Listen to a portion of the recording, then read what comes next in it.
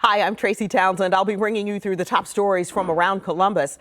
Data shows that the price of gas and diesel are now higher than last year. The rising costs are putting a lot of strain on farmers who say they have little room for adjustment. State Democrats are introducing a series of bills that they say will make services in Ohio more affordable. And those lawmakers say the state is moving in the wrong direction with the cost of housing and childcare. But some Republican lawmakers argue that making things affordable is also their top priority. Violent crime is down in Columbus, but there are questions that remain about whether the city has enough police officers to maintain that trend heading into summer. Let's dive into these stories and more making headlines across Central Ohio.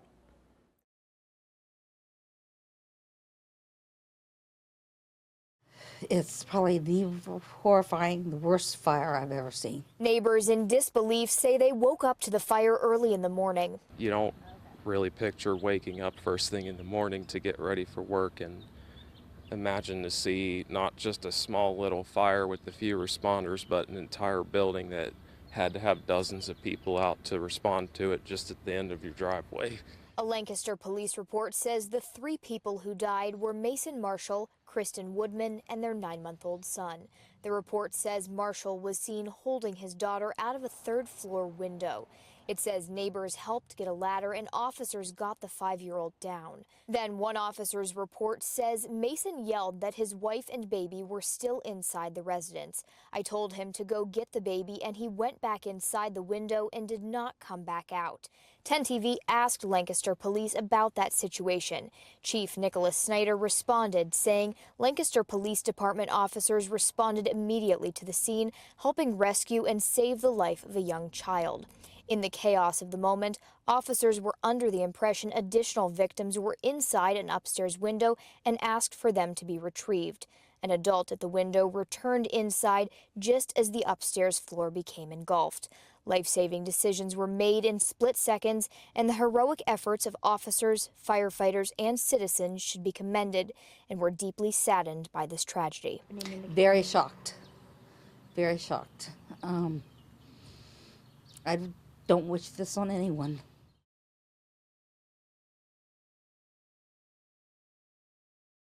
Right now, there are 53 recruits learning here to be Columbus police officers. They will graduate in July. Even with the addition of those officers, it still falls short of Mayor Ginther's promise to have a record number of officers on the streets.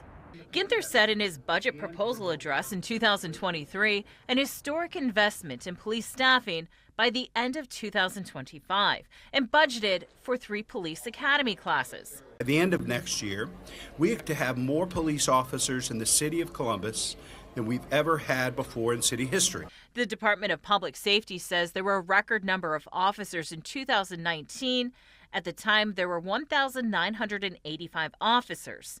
As of January 1st, 2026, the Columbus Division of Police had 1,925. The last budget, you promised more boots on the ground than ever before by the end of last year. You fell short by about 60 police officers for CPD.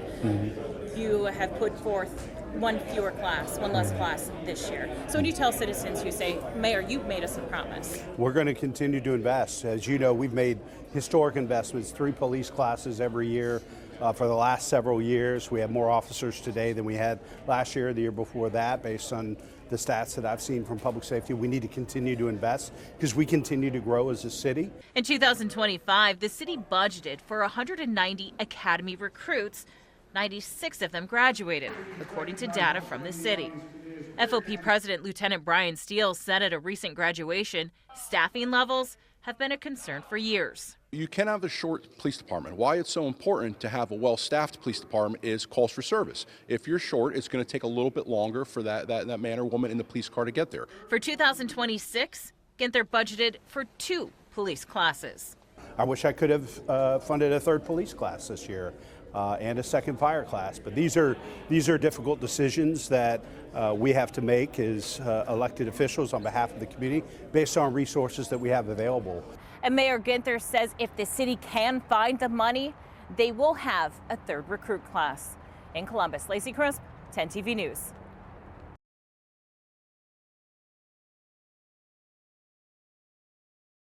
I don't get it. For Dusty Frazier, the wait has been just as painful as the loss. 3 years after losing $800,000 in a cryptocurrency scam, he says he's still holding on to hope. I have to be positive.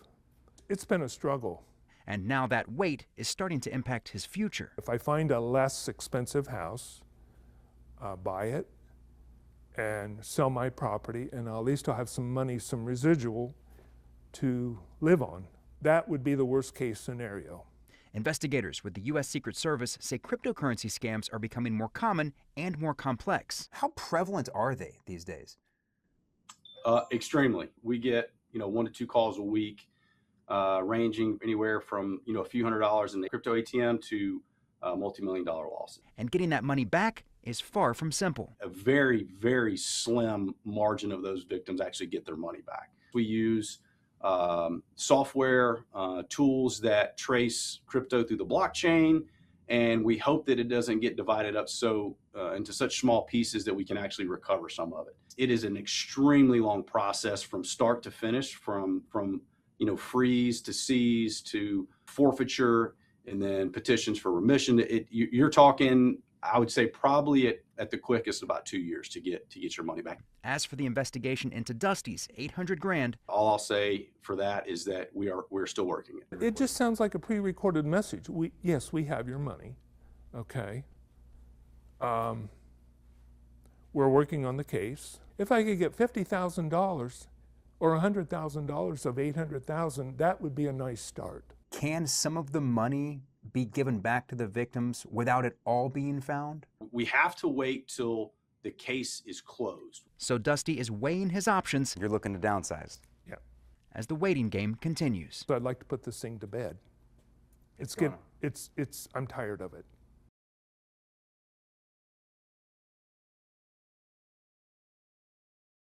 Two of the 5 women Hughes is accused of raping talked to me today, and they tell me they are glad he's back behind bars where he can't hurt anyone else. Part of me wished it was just me, but knowing a monster like that, you don't get your fix off of one person. So I was just hoping me being the first one to charge him, he'd stop. Shelby Queen was out for a friend's birthday when she says she met Darren Hughes. She says she only had 2 drinks, but doesn't remember anything after that, and woke up in an abandoned house. Brigitte Lover has a similar accusation. Both pushed for charges publicly. The DMs and the amount of responses I received from women who feared they might have been in the same situation to actually someone who actually was in the same situation and being actually connected to one of the 5 victims, including myself, that really kind of showed me that what I was doing was important. Both women, survivors. Typically, 10 TV doesn't show victims' faces or use their names, but these women want to share their stories. After Hughes was arrested and pleaded not guilty, Franklin County Judge Andy Miller kept his $25,000 bond, allowing him out of jail with a GPS monitor, and ordered him to avoid bars and follow a curfew. The public and the victims, they see somebody charged with a crime, and they're waiting to hear what the punishment is. And I cannot stress this enough, and I'll say it 100 times if I have to. A bond is not about punishing a defendant. Punishment doesn't come until we have a conviction. In the last few weeks, according to Miller, Hughes has violated that bond. He got a job where he worked overnight hours and did not get the judge's permission first. Lover and Queen say they are still working through their trauma, but they're glad Hughes is back behind bars.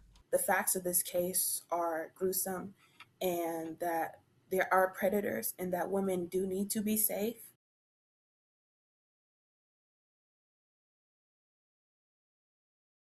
One by one, several Ohio House Democrats took the podium to outline parts of their overall plan. Ohio is too expensive for too many, and it's time that legislators and leaders stepped up to take action. Their An Ohio You Can Afford legislative package focuses on 5 key areas: healthcare, childcare, energy, housing, and consumer protection. On childcare, a bill would give working families a $2,000 tax credit per child under the age of 5, maxing out at $4,000 for 2 or more children. The average cost of childcare in Ohio is now over $10,400 a year. On affordable housing, a bill would expand the revolving residential loan program statewide. Democrats say it will launch a housing construction boom by providing low-interest loans to build homes and small apartment buildings in rural, suburban, and urban areas. State Representative Karen Brownlee says the money is already in the budget. But it's just sitting there. So why would we just let money sit there when we are having a housing crisis and we need stimulus money to get more houses out there? Lakeisha Richardson shared her experience at the news conference. She founded ACE Community House, a care coordination agency that connects people with resources. She hears and sees the struggles of her clients. Childcare, housing, food, medical needs, basic needs. That's the thing about this. We're not looking for mansions and vacations. People are trying to get their basic needs met. Republican State Representative David Thomas says Republicans are also addressing affordability issues as a top priority. He sponsored several property tax relief bills that just became law. He says they'll save property owners $3.8 billion over 3 years.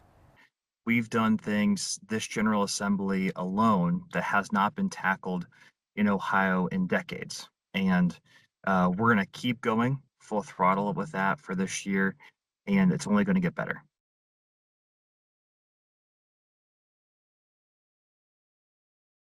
Farmers across central Ohio tell us they're nervous about fuel and fertilizer prices that have skyrocketed. And while grocery stores can pass along those extra costs, farmers say they don't have that luxury. Delaware County farmer John Davis, like most farmers, is worried about the costs required to keep his third-generation farm profitable. I would say everybody in the agriculture sector right now is a little nervous. I think part of it's the unknown. He farms corn and soybeans. The off-road diesel that's used to power his combine has nearly doubled from $2 to $4 a gallon since the beginning of this year. He says fertilizer jumped 22% over the past month. Does fertilizer or diesel fuel scare you more? Probably fertilizer right now. The increased fuel costs are something farmers wish they could pass along to consumers like other businesses, but they can't because their prices are set by the global market. I don't have the luxury of setting our price, like whether it's a large grocery chain or a car dealer. They have the opportunity to change their price. Like, for example, in the grocery store, they'll just decide they're going to charge another 30 cents for a pound of hamburger. For farmers like John Davis, he's seen price swings like this before. He says when your budget is constantly squeezed with every bushel of corn you produce, those pressures eventually hit your grocery bill. The last couple of years, it's been really tight to even stay profitable. The margins are super thin. With planting season starting this month into May, farmers worry what will happen if these prices continue into June and beyond when they begin to harvest these fields in the fall. In Delaware County, Kevin Landers, 10 TV News.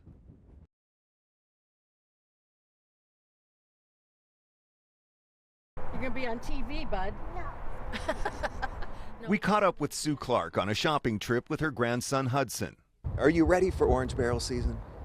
Well, I don't think we have a choice, really. We have to be ready because we want good roads to drive. That's ODOT's goal with its investment of $3.4 billion in projects for this year alone. This is one of our largest seasons on record, especially here in central Ohio. In Delaware County, a $32 million project will modify the US 36 State Route 37 interchange. Tuesday afternoon, crews were hard at work building a new bridge to carry Sunbury Parkway over I-71. ODOT District 6 Deputy Director Tony Tarowski says there will be 2 bridges and 2 sets of ramps to spread the traffic out. It'll improve safety and also help with economic development. In Fairfield County, a new interchange is being built at US 33 and Pickerington Road at a price tag of $51 million. To increase safety and eliminate congestion through that area on heavily traveled commuter route between southeast Ohio and Columbus. And in Franklin County, crews will improve the US 33 Petzinger Road intersection with a $19 million project. ODOT says the projects are about making the roads better and keeping up with the population growth Central Ohio is seeing. Every one of our projects, especially in the western half of our district, is key to that. They say safety in construction zones is also key for construction workers and others on the road. My big message for drivers going into this construction season is to move over and slow down. Sue Clark says dealing with the inconveniences of orange barrel season is worth it for the safety of her children and grandchildren. The better roads we have, hopefully the fewer traffic accidents we have.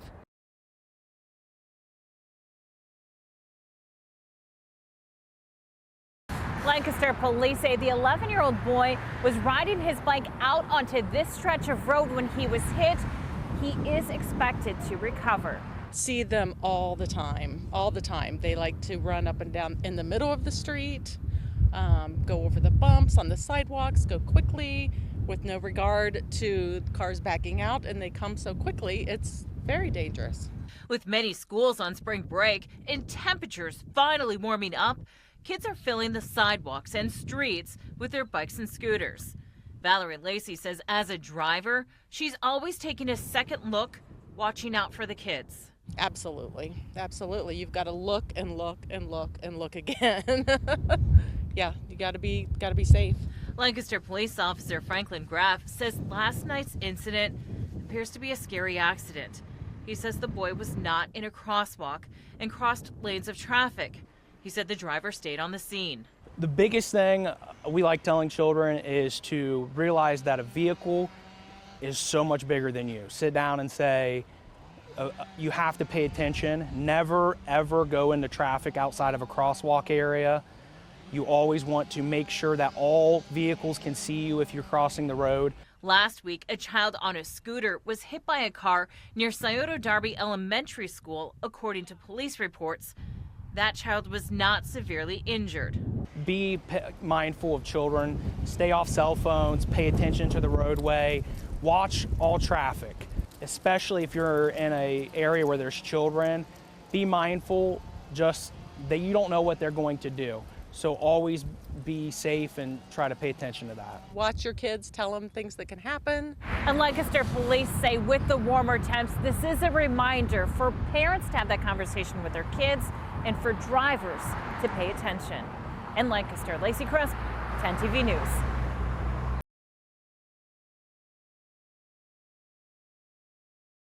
I'm worried about cheating and taking the easy way out. We have to prepare students to be successful in a world that does not yet exist. The Columbus Board of Education is adopting a new policy on artificial intelligence in the classroom. This is one that I actually do get stopped in the community and asked about quite a bit. District leaders say the policy focuses on protecting data and student safety, while keeping learning authentic. Students will only be allowed to use AI when teachers give permission and must disclose how they use it. That's the challenge, is making sure that we're still giving them a year's worth of education and not just teaching them to find the answer by using AI. Leaders stress AI will serve as a resource, with people remaining irreplaceable and in charge. Our AI policy is human-focused, that we allow AI to assist, but final decisions, learning, and other decision-making has to be decisions made by humans. The policy also warns misusing AI,